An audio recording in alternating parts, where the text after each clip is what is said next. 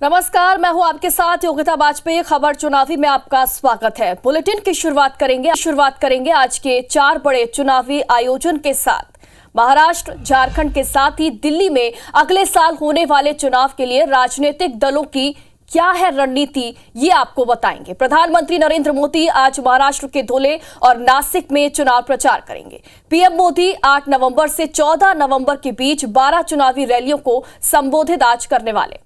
कल यानी कि 9 नवंबर को अकोला और नांदेड़ में, 12 नवंबर को चंद्रपुर, चिमूर, सोलापुर, पुणे और 14 नवंबर को संभाजीनगर, मुंबई में चुनावी सभाओं को संबोधित करेंगे। वहीं कांग्रेस नेता राहुल गांधी की अगर बात करें तो राहुल गांधी झारखंड के सिमडेगा और लोहरदगा में चुनावी सभा कर जनता से जीत का आशीर्वाद मांगेंगे।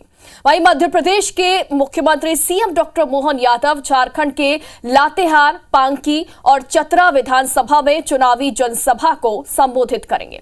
और उधर केंद्रीय मंत्री शिवराज सिंह चौहान बहरागोड़ा, मनोहरपुर, जगन्नाथपुर में जनसभा करेंगे।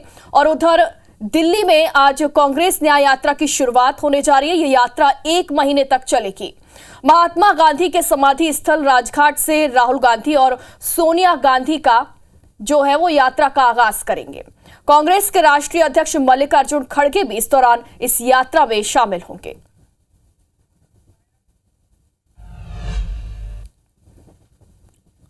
और अब मध्य प्रदेश की बुधनी विधानसभा सीट की बात करते हैं। यूं तो केंद्रीय कृषि मंत्री शिवराज सिंह चौहान का ये गढ़ है, लेकिन लगता है कि कांग्रेस यहां बीजेपी को वॉक ओवर देने के मूड में बिल्कुल नहीं है। पीसीसी चीफ जीतू पटवारी समेत कांग्रेस के दिग्गज नेता बुधनी में कैंप कर रहे हैं, तो शिवराज सिंह की गैर मौजूदगी में प्रचार की कमान उनके बेटे कार्तिकेय सिंह चौहान ने संभाल ली है। कार्तिकेय पर बीजेपी प्रत्याशी रमाकांत भार्गव को जिताने का दारोमदार भी है।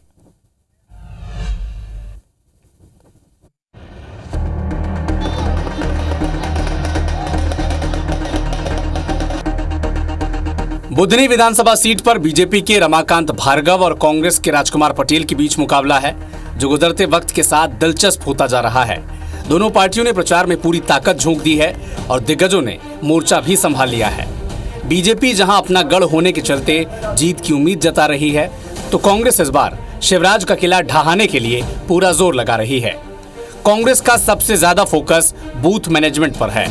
दरअसल 2023 के विधानसभा चुनाव में कांग्रेस 336 बूथों में से 10% बूथ भी नहीं जीत पाई थी।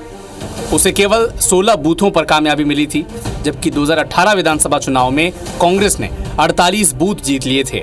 चुनाव में शिवराज ने कांग्रेस कैंडिडेट अरुण यादव को 59,000 वोटों से हराया था।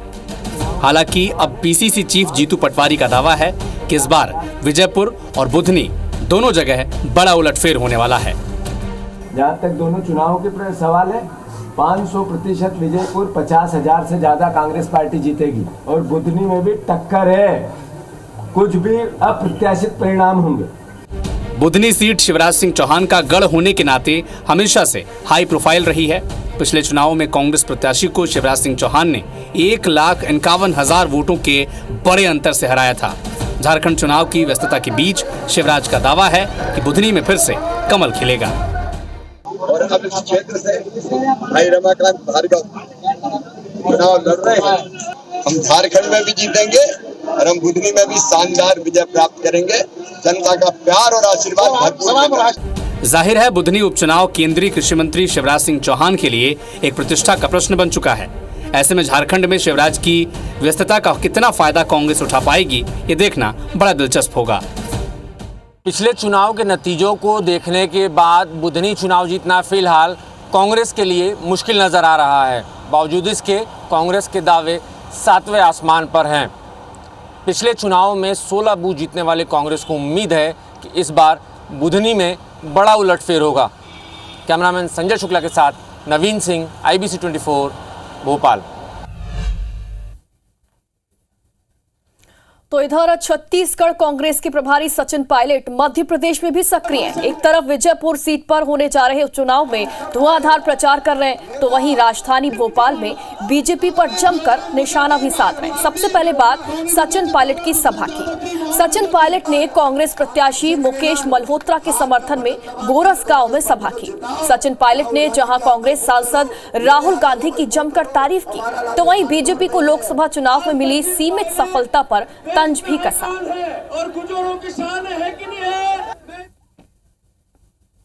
भारतीय जनता पार्टी की सरकार दिल्ली में जरूर बन गई, लेकिन पिछले दिनों में उनको जवाब देना पड़ा। 300 पार, 400 पार, 500 पार की बातें करते थे बीजेपी वाले। जनता ने क्या किया? 240 पे लटका दिया। बाल बाल बच गए। थोड़ा बहुत ऊपर नीचे होता तो हो गया था काम। लेकिन राहुल गांधी जी नेता प्रतिपक्ष बन गए और उन्होंने संविधान के साथ एक विश्वास पैदा करने की कोशिश की जनता के अंदर कि संविधान के मूल भावना से खिलवाड़ नहीं होगा।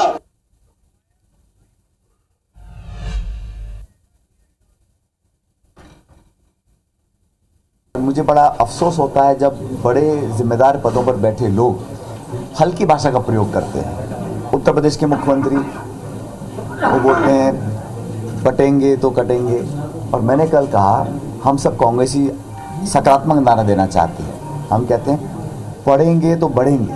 नौजवानों को इस प्रकार के संस्कार देने चाहिए। सचिन पायलट जी, आप तो पता नहीं क्या क्या नारे देते हैं, लेकिन अशोक गहलोत जी आपके मुख्यमंत्री थे। उन्होंने कहा था कि 25 करोड़ लेकर के बिक गया। मैं नहीं कह रहा हूँ, बीजेपी नहीं कह रही है, ये विजयपुर की जनता बहुत होशियार है और बहुत समझदार है और भारतीय जनता पार्टी के कार्यकर्ताओं का गढ़ है, ये सब जानते हैं। इसलिए ऐसे झूठ और छल कपट की राजनीतियां यहाँ नहीं चलती हैं। तो एक तरफ कांग्रेस उपचुनाव में जीत का दावा कर रही है, तो वहीं बीजेपी अपनी जीत को लेकर आश्वस्त है। इस बीच बुधनी और विजयपुर को लेकर चुनावी प्रचार भी चरम पर है। बीजेपी के स्टार प्रचारकों ने चुनाव प्रचार की कमान संभाल ली है और इसी कड़ी में गुरुवार को सीएम मोहन यादव और प्रदेश अध्यक्ष वीडी शर्मा ने बीजेपी के पक्ष में माहौल भी बनाया और जीत का दावा भी किया। देखिए, मध्य प्रदेश के मुख्यमंत्री डॉक्टर मोहन यादव जी हैं, उनका रोड शो है जो श्योपुर जिले की कराल विधानसभा कराल में हो रहा है। सर, क्या कहेंगे जिस तरह से समर्थन मिल रहा है? जिस प्रकार से जनता का विश्वास दिख रहा है, चेहरों की नूर बता रही है कि भारतीय जनता पार्टी भारी बहुमत से जीत रही है। अच्छा सर, जिस तरह से लगातार आप कैंप भी किए हुए, लगातार दौरे, लोगों को सौगातें भी दे रही हैं, कितना लग रहा है कि उसके बाद? मुझे इस बात का भरोसा है, जनता भाजपा पे भरोसा कर रही है और जनता इस बात को मानती है कि भाजपा के साथ चलने में प्रदेश की और देश की भलाई है। यशस्वी प्रधानमंत्री के नेतृत्व में भारी बहुमत से हम भाजपा मध्य प्रदेश में बुधनी और विजयपुर जीतेगी और देश के अंदर झारखंड और महाराष्ट्र भी जीतेगी। जैसे आदिवासी बेल्ट के रूप में जाना जाता है, लेकिन बीजेपी ने बहुत सभी बदलने की कोशिश करी है। क्या कोशिशें हैं आगे का प्लान? देखो, क्या आदिवासी, क्या वनवासी, क्या नगरवासी, क्या ग्रामवासी, सब भाजपा के साथ है। उत्तर दक्षिण पूर्व पश्चिम विकास के मामले में जनता के ऊपर भाजपा ने जो काम किया उसकी छाप है और इसलिए भाजपा पे भरोसा करके भारी बहुमत से हमारे मंत्री श्रीमान रामनिवास रावत जी जीतेंगे।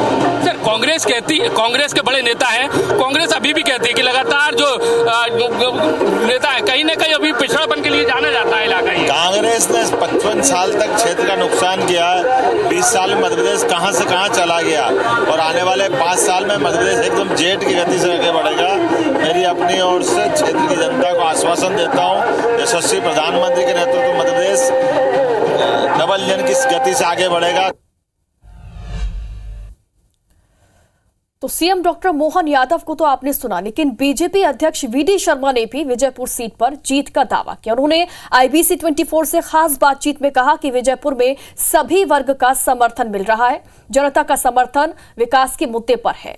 उन्होंने कहा कि कांग्रेस के सारे गढ़ खत्म हो गए, जनता ने कांग्रेस को उखाड़ कर फेंक दिया। वीडी शर्मा से बातचीत की हमारे संवाददाता ने। मध्य प्रदेश बीजेपी के प्रदेश अध्यक्ष वीडी शर्मा जी लगातार विजयपुर हो या बुधनी हो, दोनों ही जगह लगे हुए। सर, क्या कहेंगे, विजयपुर में लगातार आप कैंप किए हुए हैं, जा रहे हैं समाजों के पास में भी अलग अलग कैंप, किस तरह का माहौल नजर आ रहा है? इस क्षेत्र में हर समाज वर्ग का, हर क्षेत्र में भारतीय जनता पार्टी को जनता का समर्थन है और जनता का समर्थन विकास के मुद्दे पर है। इस क्षेत्र में विकास किसी ने किया है तो भारतीय जनता पार्टी ने किया है। इसलिए मैं ऐसा मानता हूँ ये चुनाव विकास के मुद्दे पर जनता मोहर लगाएगी और यही आशीर्वाद जनता का मिल रहा है। ये सीट कांग्रेस के गढ़ के रूप में जानी दी थी, हालांकि जो विधायक हुआ करते थे वो आपके पाले में आ गए। कांग्रेस की गढ़ की कहाँ, कांग्रेस कहाँ गढ़, सारे गढ़ खत्म हो गए। अरे कमलनाथ जी का गढ़ खत्म हो गया, छिंदवाड़ा नेस्तनाबूत हो गया, वहां की जनता ने उखाड़ करके फेंक दिया। लोकसभा में अभी सदस्यता के अभियान में रिकॉर्ड बनाया भारतीय जनता पार्टी ने। कांग्रेस जा रही है, कह रही है कि पद की लालच के चक्कर में ये चुनाव झेलना पड़ रहा है। रामनिवास रावत जी पद के लिए बीजेपी में चले गए, इसलिए उपचुनाव हो रहे हैं और इसका सबक जनता से खाएगी। जीतू पटवारी जी पद छोड़ दो, आप पद छोड़ दो ना, रोज पत्थर खा रहे हो तो तुम्हारे यहाँ जो आपके ऊपर पत्थरबाजी हो रही है किसके लिए, पद के लिए हो रही है ना। पायलट भी यहाँ पहुंचे और उन्होंने कहा कि बीजेपी की कहती है कि बटोगे तो कटोगे और हम कहते हैं कि पढ़ेंगे तो बढ़ेंगे। सचिन पायलट जी आप तो पता नहीं क्या क्या नारे देते हैं, लेकिन अशोक गहलोत जी आपके मुख्यमंत्री थे, उन्होंने कहा था कि 25 करोड़ लेकर के बिक गया। मैं नहीं कह रहा हूँ, बीजेपी नहीं कह रही है, आपके मुख्यमंत्री कांग्रेस के अशोक गहलोत जी ने कहा। ये विजयपुर की जनता बहुत होशियार है और बहुत समझदार है और भारतीय जनता पार्टी के कार्यकर्ताओं का गढ़ है, ये सब जानते हैं। इसलिए ऐसे झूठ और छल कपट की राजनीतियां यहाँ नहीं चलती हैं, आपको बैरंग वापस ही जाना पड़ेगा। तो आप देख सकते हैं बीडी शर्मा जी है और उनका साफ कहना है कि ये सीट हम जीतेंगे, भले ही कांग्रेस अपना गढ़ बताती हो, लेकिन इस बार उसको अपने मुंह की खानी पड़ेगी। कैमरामैन राजकुमार कुशवाहा के साथ नासिर गौरी, IBC 24 ग्वालियर। और अब चुनाव प्रचार के बीच केंद्रीय मंत्री शिवराज सिंह चौहान का ये अनोखा अंदाज देखिए। शिवराज सिंह चौहान बुधनी उपचुनाव में रमाकांत भार्गव के चुनाव प्रचार करने के लिए वहां पर पहुंचे थे और उसी दौरान शिवराज सिंह चौहान सलकनपुर देवी धाम के निकट एक बुजुर्ग माता से मिले। शिवराज को देखते ही बुजुर्ग महिला ने एक फल दिया और साथ ही सिर पर हाथ रखकर उन्हें आशीर्वाद भी दिया। इसका एक वीडियो शिवराज सिंह चौहान ने फेसबुक और सोशल मीडिया अकाउंट पर डाला और लिखा कि मां के हृदय में हमेशा होता है कि बेटा कहीं भूखा ना हो, घर से बाहर निकलते ही कुछ हाथ में रख देती है कि बेटा खा लेना। मैं भाग्यशाली हूं कि मुझे माताओं का ऐसा प्रेम खूब मिला। आज सलकनपुर में अम्मा ने चलते चलते सेब हाथ में थमा दिया कि बेटा भूख लग जाएगी, रास्ते में खा लेना। माई के इस प्रेम को कोटि कोटि प्रणाम करता हूं।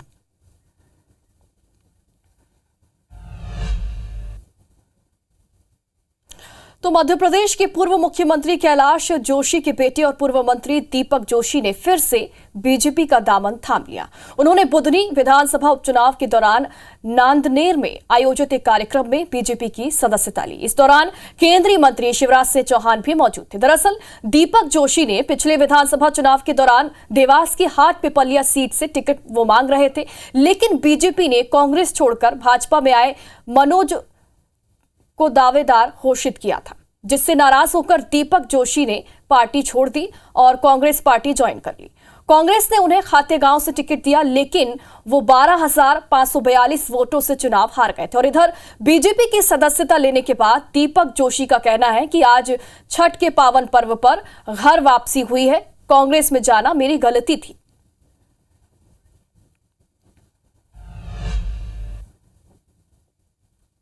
कांग्रेस नेता और मध्य प्रदेश विधानसभा में उपनेता प्रतिपक्ष हेमंत कटारे ने श्योपुर कलेक्टर किशोर कुमार कान्याल और कराहल टीआई को हटाने के लिए चुनाव आयोग को पत्र लिखा। कटारे ने एक प्रेस कॉन्फ्रेंस में आरोप लगाया कि वर्तमान श्योपुर कलेक्टर विजयपुर सीट के भाजपा प्रत्याशी रामनिवास रावत के विभाग में ही सचिव के पद पर थे और अब श्योपुर का कलेक्टर बनने के बाद किशोर कुमार कान्याल चुनाव प्रभावित कर सकते हैं। पत्र में कटारे ने कराहल टीआई भारत सिंह गुर्जर पर संदेह भी जाहिर किया। कटारे का कहना है कि कराहल टीआई ने एक आवेदन पर समय पर जांच नहीं की। कलेक्टर महोदय आज से चंद दिन पहले उप सचिव थे, वो भी किस विभाग में? महत्वपूर्ण विभाग, वन विभाग में उप सचिव। आज उन्हीं के विभागीय मंत्री चुनाव लड़ रहे हैं, प्रत्याशी है बीजेपी के। तो ये तो विभागीय मंत्री जो बोलेंगे sir sir sir sir sir sir कहते रहेंगे, उनके ऊपर कर ही नहीं पाएंगे। ये क्या चुनाव निष्पक्षता से करवाएंगे?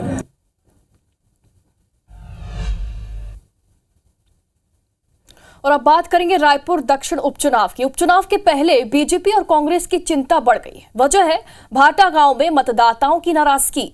मतदाताओं ने चुनाव बहिष्कार की चेतावनी भी दी है। क्या है विरोधी की वजह, देखिए ये खास रिपोर्ट।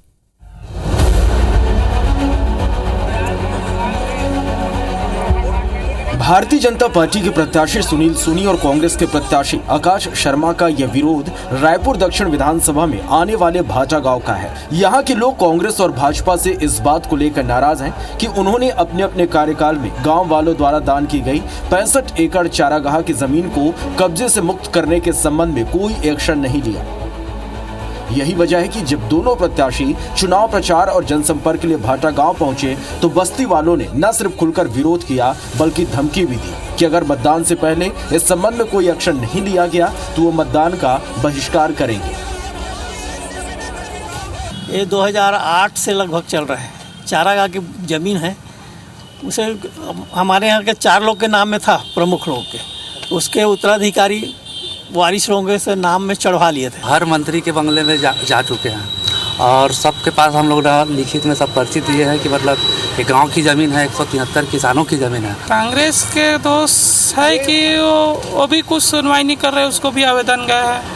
शासन प्रशासन के द्वारा भी जब से ये मामला शुरू हुआ है तब से हम लोगों को अलग अलग मामलों में वो क्या बोलते हैं गुमराह कर रहे हैं। अब किसी को यहाँ पे प्रचार करने नहीं दिया जाएगा जब तक हमारा काम नहीं हो जाता है। इधर मामले में दोनों पार्टी के नेता एक दूसरे पर आरोप लगा रहे हैं। भारतीय जनता पार्टी के वरिष्ठ विधायक अजय चंद्राकर ने कहा कि भूपेश बघेल की गड़बड़ी का खामियाजा कांग्रेस के डमी कैंडिडेट आकाश शर्मा भुगत रहे हैं। जिस वक्त इस जमीन पर कब्जा हुआ उस वक्त भाजपा के प्रत्याशी सुनील सोनी किसी डिसीजन वाले किसी पद में नहीं थे, लेकिन सुनील सोनी के विधायक बनने के बाद उस जमीन को कब्जे से मुक्त कराएंगे, ये हमारा वादा है।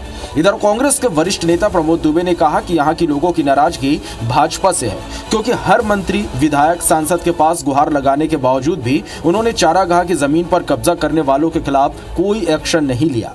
मैं साफ कह रहा हूँ, सुनील सोनी जी तो कोई फिगर उस समय नहीं थे, अब फिगर बनने दीजिए, वही लड़ेंगे, वही मुक्त कराएंगे माफिया से उस जमीन को। दूध का दूध पानी का पानी इसमें होना चाहिए और अच्छे से इसकी जांच होनी चाहिए। इसकी मांग हम लोग भी कर रहे हैं। वो प्रायोजित ढंग से किया गया है, चाहे कोई भी करे, लेकिन ये गलत है, ये जांच इसकी होनी चाहिए।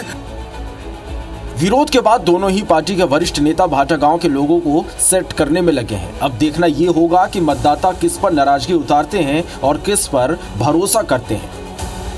राजेश मिश्रा, IBC 24, रायपुर। खबर चुनावी में वक्त है एक छोटे से ब्रेक का। ब्रेक के बाद खबरें देखिए फटाफट अंदाज में।